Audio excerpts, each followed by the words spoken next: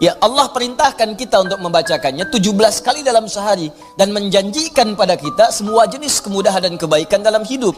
Kita bacakan cuman nggak dapat, itu masalahnya. Nah, persoalannya kenapa orang tidak mendapatinya?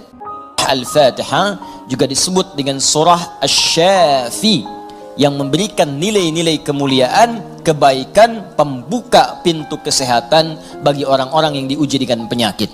Asy-Syafi, Al-Kafi, sesuatu yang dicukupkan dengannya, yang menjangkau semua hal kebutuhan yang kita perlukan dalam kehidupan di dunia. Jadi kalau kita amalkan isinya, semua hal yang baik-baik dalam kehidupan kita di dunia sampai ke akhirat akan dibukakan oleh Allah Subhanahu wa taala. Apa yang Anda butuhkan? Apa yang Anda perlukan? Apakah kemudahan dalam beraktivitas? Apakah kemudahan dalam rizki? Amalkan isinya, maka kita akan dimudahkan dan diistimewakan oleh Allah Subhanahu wa taala. Demikian dengan nama-nama yang lainnya, sampai diberikan nama 14 kurang lebih untuk menunjukkan luasnya jangkauan kemuliaan dan sifat-sifat kebaikan yang dimiliki oleh surah ini. Lalu pertanyaannya, bagaimana kemudian mendapatkan hal yang dimaksudkan tadi? Kalau sakit, cepat sembuhnya. Orang dulu dibacakan sekali Al-Fatihah, dengan izin Allah langsung sembuh. Kalau kita ada kesulitan rezeki, cepat didatangkannya. Orang dulu kemudian mengamalkan surah Al-Fatihah, maka bahkan ada orang yang belum minta, sudah langsung disediakan oleh Allah Subhanahu wa taala. Demikian dengan aspek-aspek yang lainnya. Karena itu penting bagi kita untuk mengetahui isi surah ini, kemudian mengamalkan kandungannya, tidak sekedar membacakannya tapi tidak mengetahui isinya, tidak paham kemudian kandungannya, sehingga saat kita mengamalkan isinya, kita tidak disertai dengan pemahaman yang baik dan tidak merasakan bagaimana kemuliaan surah yang dimaksudkan. Yang paling berbahaya, dibaca iya tiap hari tapi nggak diamalkan isinya, itu persoalannya. Berbahayanya bukan berbahaya dalam persoalan nggak dapat pahala, bukan. Sayang saja dibacakan tiap hari 17 kali tapi tidak mendapatkan isinya. Kayak orang bekerja tapi nggak dapat gaji. Kerja tiap hari tapi akhir bulan nggak gajian gitu. Ya, Allah perintahkan kita untuk membacakannya 17 kali dalam sehari dan menjanjikan pada kita semua jenis kemudahan dan kebaikan dalam hidup. Kita bacakan cuman nggak dapat, itu masalahnya. Nah, persoalannya kenapa orang tidak mendapatinya? Boleh jadi bukan karena tidak membacanya, tapi cara membacanya itulah yang tidak sesuai dengan yang diinginkan oleh Al-Quran dan isi surah itu sendiri. Karena itu coba kita gali bagaimana kemudian surah ini diurutkan ayat-ayatnya dan dijelaskan oleh Allah dengan untaian firman-Nya yang sangat luar biasa. Baik, di pertemuan yang lalu kita telah mulai dengan ayat yang pertama. Begini cara memahaminya. Al-Fatihah. Kalau kita ingin memulai bacaan Al-Quran, maka mulai dengan surah ini. Itu yang khusus. Al-Fatihah. Jika kita ingin mendapatkan semua jenis kebaikan dalam hidup dunia akhirat, maka mulai pahami ayat-ayat berikut ini. Cara memahaminya, satu, Bismillahirrahmanirrahim. Baik, Bismillahirrahmanirrahim. Amalkan bagian ayat yang pertama yang memiliki 5 makna dalam kalimat atau ayat yang telah disebutkan tadi. Huruf ba, kedua ismun, ketiga Allah, keempat ar-Rahman, kelima ar-Rahim. Ba yang memiliki 14 makna. Di antaranya di ayat ini ada makna yang terkait dengan ghayah, tujuan. Ada ilsaq, sesuatu yang lekat sekali, dekat, tak terpisahkan. Kemudian musahabah yang mengawasi kemanapun kita beraktivitas. Kemudian ada istighraq, sesuatu yang luas, menyeluruh, ya, tanpa kecuali. Lalu kita mengatakan bismillah, baknya kita sebutkan, ini artinya jadikan semua aktivitas kita tanpa kecuali, istighraq. Dari bangun tidur sampai tidur lagi, lakukan ghayah semua lillah karena Allah Subhanahu wa taala. Jadi kalau ingin dibukakan pintu kebaikan oleh Allah, Al-Fatihah, ingin semua dibuka baik, seluruh aktivitas kita, maka niatkan semua yang baik-baik karena Allah. Itu kunci pertamanya. Bangun tidur, niatkan karena Allah. Di begitu Anda bangun, niatkan semua aktivitas karena Allah Subhanahu wa taala. Karena itu saat kita bangun tidur, semua ditujukan karena Allah. Alhamdulillahilladzi ahyana ba'dama amatana wa ilaihin nusyur. Jadi kalimat pertama dengan akhir itu karena Allah. Alhamdulillah, terima kasih ya Allah, saya diberikan kesempatan hidup lagi saat ini. Padahal Engkau bisa wafatkan aku dalam tidur tadi. Dengan izinmu ya sesuai dengan ajal darimu, aku diberikan semua kesempatan untuk hidup lagi. Alhamdulillah, semua pujian aku berikan kepadamu. Lillah. Di ujungnya, wa ilaihin nusyur. Maka sekarang aku akan beraktivitas mencari bekal sebagai persiapan pulang kepadamu. Wa ilaihi, untuk Allah subhanahu wa ta'ala. Makanya kalau Anda mengucapkan doa ini saat bangun tidur, kita sudah berjanji, semua aktivitas di hari itu kita akan tujukan karena Allah saja. Mencari bekal, bukan karena yang lain. Jadi kalau Anda ucapkan doa tadi, berarti nanti makannya karena Allah, minumnya karena Allah, bekerjanya karena Allah, salatnya karena Allah, infaknya karena Allah, merawat anak karena Allah, semua karena Allah. Ghaya. Awas, hati-hati ya, hati-hati. Maka dampaknya orang yang semua aktivitasnya dilakukan karena Allah subhanahu wa ta'ala, maka fungsi ba yang ketiga. Satu tadi, ghaya. Kedua, istighraq. Yang ketiga, ilsaq dan musahabah. Lekat dan diawasi oleh Allah.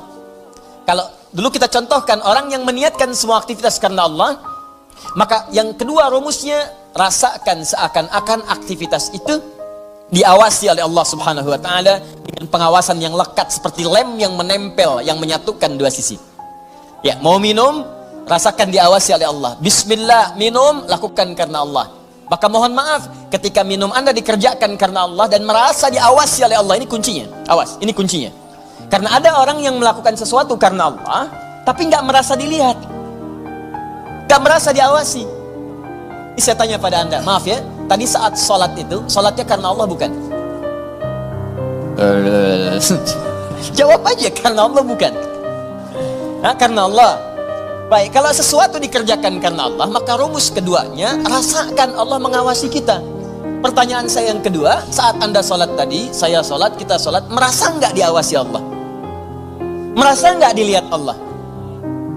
Karena beda antara orang yang merasa diawasi dengan yang hanya mengerjakan saja, itu lain. Akan beda. Silahkan Anda bekerja, merasa diawasi, Anda akan serius dalam pekerjaan Anda. Mahasiswa yang sedang ujian, merasa diawasi, itu akan fokus kepada soal. Susah, mau noleh kanan, khawatir, ada CCTV. Mau noleh kiri juga khawatir, karena terawasi, dia akan fokus. Makanya orang sholat itu kalau benar-benar sholatnya merasa diawasi, dia fokus, gak akan nengok kanan kiri. Gak ada istilahnya ketika takbir Allahu Akbar, tangannya gak sedekap nih. Tahiyatnya kok gerak-gerak ya. Atau bahkan saat sholat mikirkan yang lain. Allahu Akbar, tender ya Allah, tender. Allahu Akbar, WhatsApp belum dibalas. Allahu Akbar, status belum diupdate. Jadi kalau kita benar-benar merasakan diawasi Allah, bahkan kita pun akan belajar bagaimana cara membacakan bacaan dalam sholat supaya benar. Karena malu gitu. Malu baca Al-Fatihah, bacaan belum bagus, dan merasa didengar Allah, kan malu.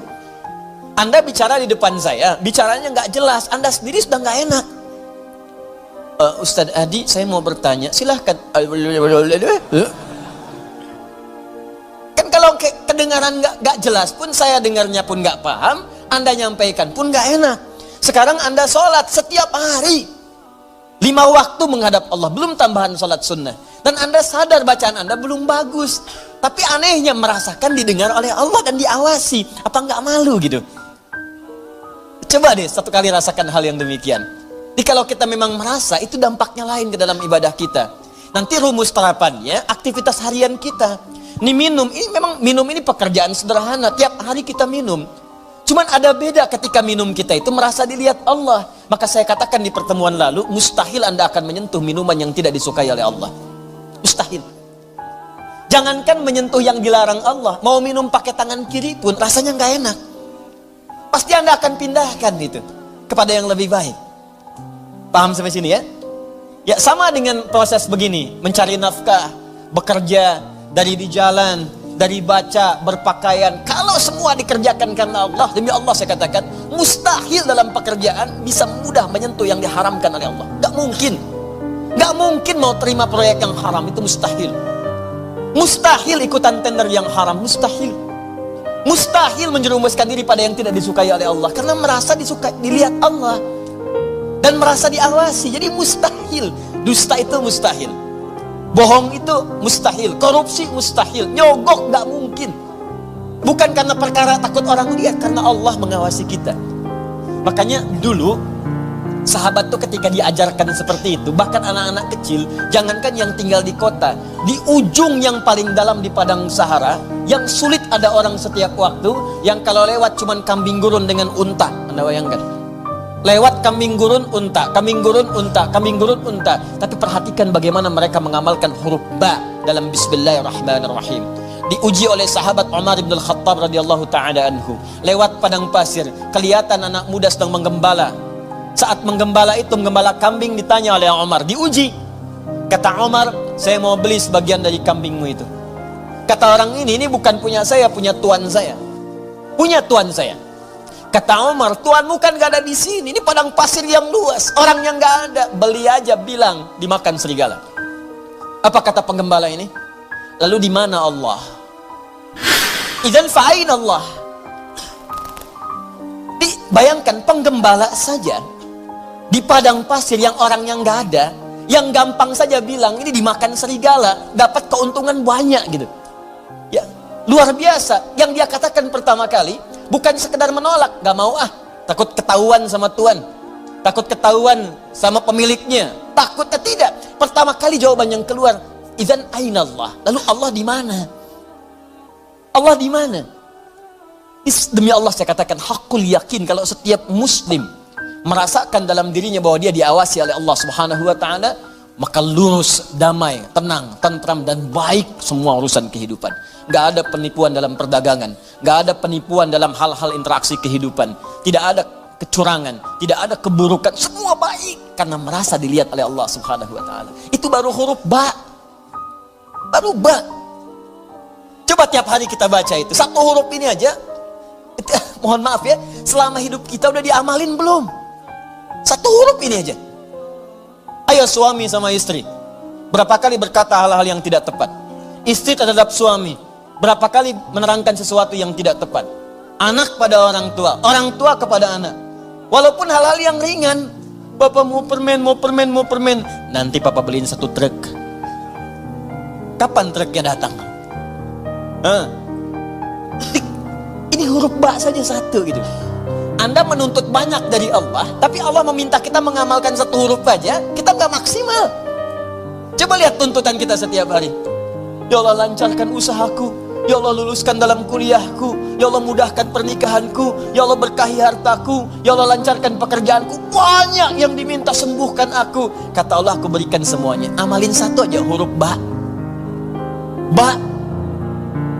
Ketika benar mengerjakannya, ismun bimakna sumuun, bimakna raf'un, terangkat, dimuliakan, ditinggikan.